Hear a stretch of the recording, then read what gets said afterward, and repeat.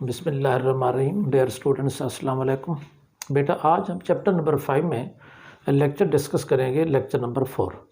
और ये जो आज का लेक्चर्स होगा ये बेसिकली इन इलास्टिक कोलिजन से मुतल्लिक होगा, और जिसमें हम इन इलास्टिक कोलिजन के दोनों पोर्शन इकट्ठे स्टडी करेंगे। In elastic collision in 1 dimensions and in elastic collision in 2 dimensions. तो आज हम देखते ये हैं कि इन इलास्टिक कोलिजन 1 और 2 में किस तरीके से सॉल्व आउट होती है। तो पहले हम सबसे इम्पॉर्टेंट बात समझनी है कि इन इलास्टिक कोलिजन होती क्या है। ये वो बेसिकली कोलिजन होती है जिसमें दो बॉडीज़ का जब टकराव होता है तो टकराव के नतीजे में जो मोमेंटम है वो तो थारोली कंजर्व करता है, यानी टकराने से पहले और टकराने के बाद मोमेंटम कंजर्व करता है, मगर काइनेटिक एनर्जी कंजर्व नहीं करती। अब यहाँ एक बात क्लियर कीजिएगा, एनर्जी कंजर्व करती है, काइनेटिक एनर्जी कंजर्व नहीं करती। इट मीन काइनेटिक एनर्जी की वैल्यूज़ जो है वो किसी और फॉर्म ऑफ एनर्जी में ट्रांसफ़र हो जाती है। तो ये गलतफहमी पैदा ना हो जाए कि एनर्जी कंजर्व नहीं कर रही, ये बात गलत है। एनर्जी कंजर्व कर रही है मगर काइनेटिक एनर्जी जो उसकी फॉर्म है वो कंजर्व नहीं कर रही। तो प्रैक्टिकली इन इलास्टिक कोलिजन्स अगर हम मैक्रोस्कोपिक लेवल पे देखें तो नहीं हो पाती। Macroscopic level mostly inelastic collision ही हो पाती है। अगर हम इंतहाई स्लो लेवल पे दें और जिसके अंदर स्पीड इंतहाई कम हो और कहीं बॉडीज़ आपस में सॉफ्टली टकराएं और फौरी तौर पे एक दूसरे से सेपरेट हो जाए तो देन इलास्टिक पॉसिबल है। वरना जब बॉडीज़ टकराती हैं, टकराने से उनकी साउंड क्रिएट हुई, जब साउंड क्रिएट होगी तो यकीनन बॉडी की जो काइनेटिक एनर्जी कुछ साउंड में चली जाएगी, कुछ हीट में चली जाएगी, क्योंकि उसमें फ्रिक्शन क्रिएट होगी। इसी तरीके से आमतौर पर बॉडीज़ आ रही हैं और बॉडी टकरा गई है, टकराने के बॉडी आपस में चिपक गई है, तो ये जो है ये परफेक्ट इन इलास्टिक कोलिजन की एग्जांपल होती है।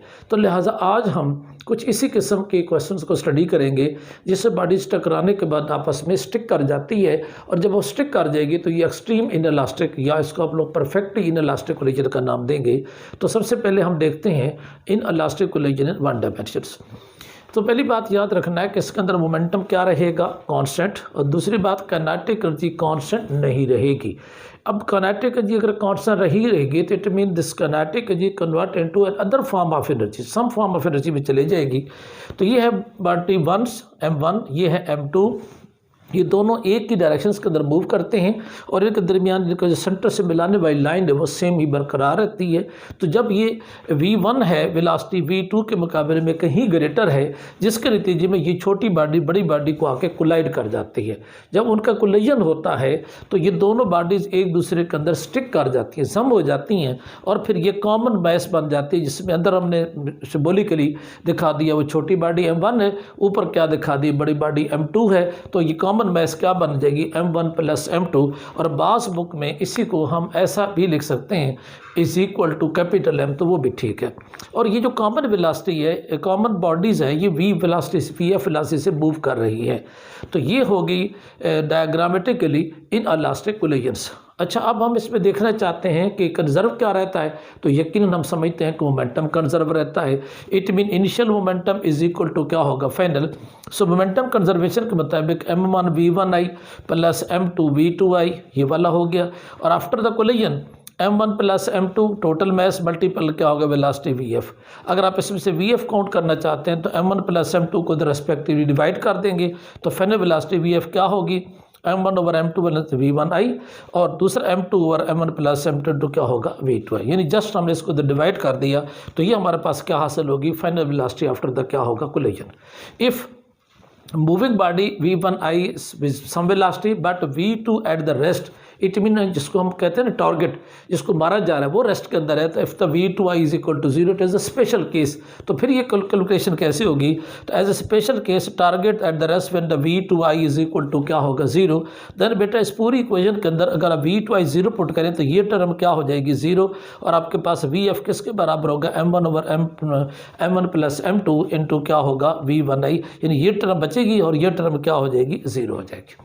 अब इस इक्वेशन से हमें क्या चीज़ हासिल हो रही है, वो ये हासिल हो रहा है कि जब इनकी एक बॉडी रेस्ट में होती है तो दूसरी बॉडी जब उसको आकर टकराती है तो फाइनल वेलोसिटी का जो रिजल्ट है वो ये शो करता है the velocities of the mass m1 is sealed down by the mass क्या है रेशो, यानी वो सीक्रेट करता है, कम होता है। और किस रेशो से कम हो रहा है, m1/m1 + m2, इस रेशो से उसमें क्या होती है कमी वाक़ होती है।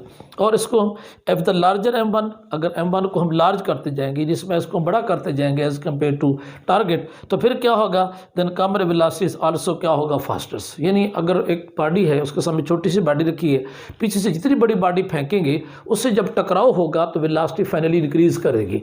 इसका मतलब अगर हमारा प्रोजेक्टाइल छोटा होता जाएगा तो ज़ाहिर उतनी उसकी वेलोसिटी कम, फाइनल वेलोसिटी क्या होती जाएगी, कम होती जाएगी। ये एक हिस्सा था। अब आते हैं बेटा काइनेटिक एनर्जी इसके ऊपर। तो जो बॉडी आफ्टर द कोलिजन्स आ रही है उसकी काइनेटिक एनर्जी कंजर्व तो नहीं कर रही, लेकिन हम उसको सेपरेट स्टडी करते हैं कि जब टारगेट V2I 0 होगा तो काइनेटिक एनर्जी इनिशियली क्या होगी, वो बेटा होगी m1v1i², m2v2i²। फाइनली कितनी होगी, 1/2 m1 + m2v2f क्या होगा, vf क्या होगा, स्क्वायर। अब है कि ये चूँकि बराबर होती तो हम लिखते that are the equal initial energy kinetic. अब ये तो हम कह चुके हैं कि ये बराबर नहीं हो सकती, तो सवाल ये है कि वो एनर्जी जो बराबर नहीं हो रही वो लॉस कितने हो रहा है। तो जो लॉस होता है उसको हम मेजर करते हैं फ्रैक्शन लॉस में। कैसे, यानी डिफरेंस डिवाइड बाय ओरिजिनल कीमत। एक बंदा कहता है कि मेरे पास 10 रुपये हैं और मेरा जो है वो मेरे पास 8 रुपये बाकी रह गए हैं, तो 10 में से हम 8 निकालेंगे तो क्या निकलेगा, लॉस। और ये लॉस उसको जो 2 रुपये का हो रहा है ये 10 की इनिशियल कीमत के ऊपर हो रहा है, लिहाजा 2 को हम 10 से डिवाइड करेंगे, it is called fractional loss. अगर सिर्फ फ़र्क निकाला जाए इनिशियल कीमत में फाइनल में तो वो क्या होता है, लॉस। और अगर उसको इनिशियल कीमत से फिर डिवाइड कर दिए तो it is called fraction loss.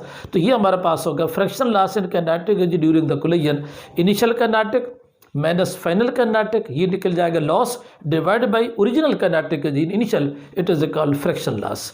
ये हमारे पास बेटा इनिशियल वैल्यूज आ जाएगी, ये हमारे पास कौन सी आ जाएगी, फाइनल वैल्यूज, और डिवाइड बाय ये कौन सी वैल्यूज आ जाएगी, इनिशियल्स। इसको हम लोग क्या कहते हैं, फ्रैक्शन लॉसेस।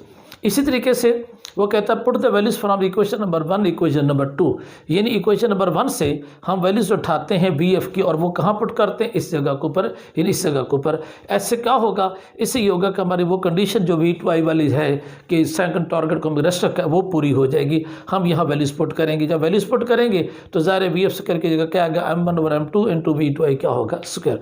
इसको हम लोग इसी फॉर्म के अंदर क्या करते हैं, लिख देते हैं। अगर हम इसको थोड़ा सा सॉल्व आउट करें शॉर्ट मेथड में तो जो मैसेज कैंसिल हो जाएंगी, रिजल्ट बचेगा fraction loss is equal to m2/m1 plus क्या होगा, m2।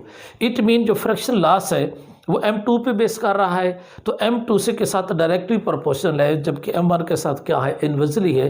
तो ये है वो फ्रैक्शन लॉस जो एनर्जी के अंदर हुआ, और यही वजह है कि जब ये लॉस होगा तो काइनेटिक एनर्जी इसमें कंजर्व नहीं करेगी। ये था इस टॉपिक हमारा पहला टॉपिक जिसमें हमने क्या स्टडी किया है, in elastic collision in 1 dimension. अब हम चलते हैं दूसरे टॉपिक की तरफ।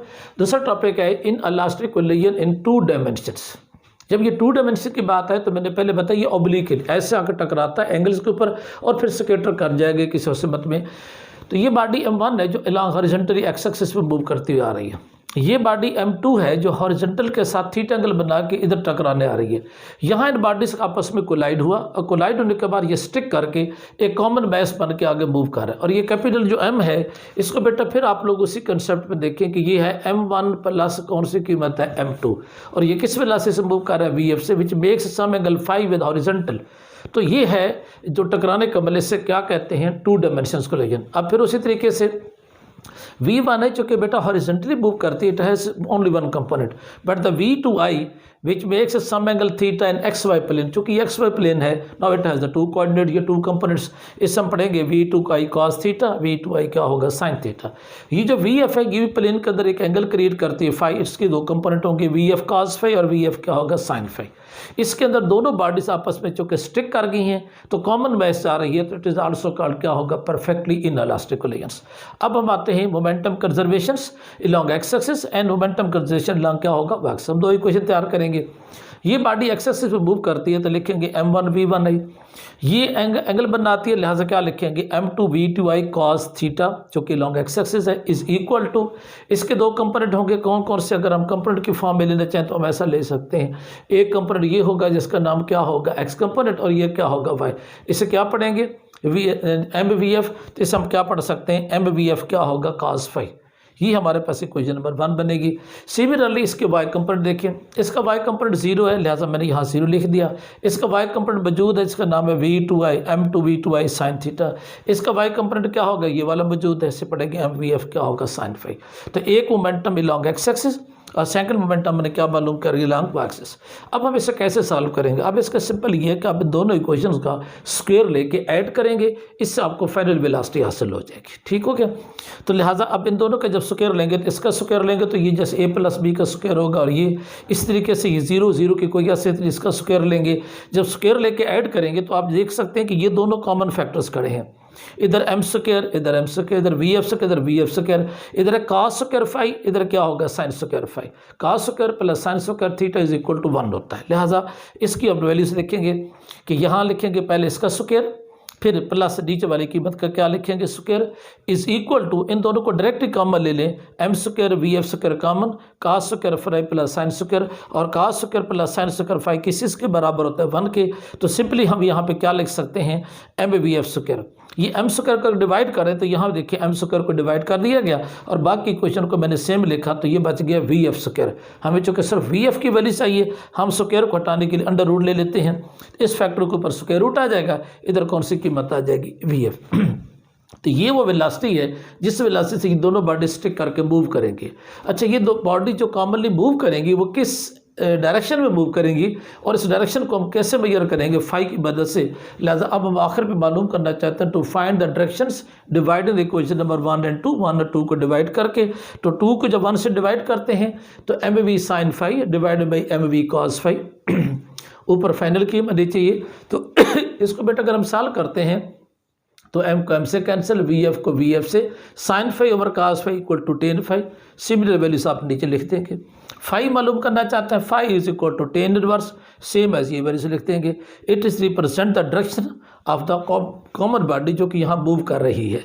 ऐसी कोलिजन को हम लोग क्या कहते हैं, इन इलास्टिक कोलिजन। तो इन इलास्टिक कोलिजन में एनर्जी काइनेटिक लॉस करके किसी और फॉर्म ऑफ एनर्जी में चली जाती है और इसकी वजह से काइनेटिक एनर्जी कंजर्व नहीं करती, जबकि मोमेंटम इनके अंदर क्या रहता है, कंजर्व करता रहता है। तो ये थे आज के दो टॉपिक्स, एक था हमारे पास 1 डायमेंशन और दूसरा क्या था 2 डायमेंशन। इंशाल्लाह मिलते हैं नेक्स्ट लेक्चर में, उस वक्त तक के लिए अल्लाह हाफिज़।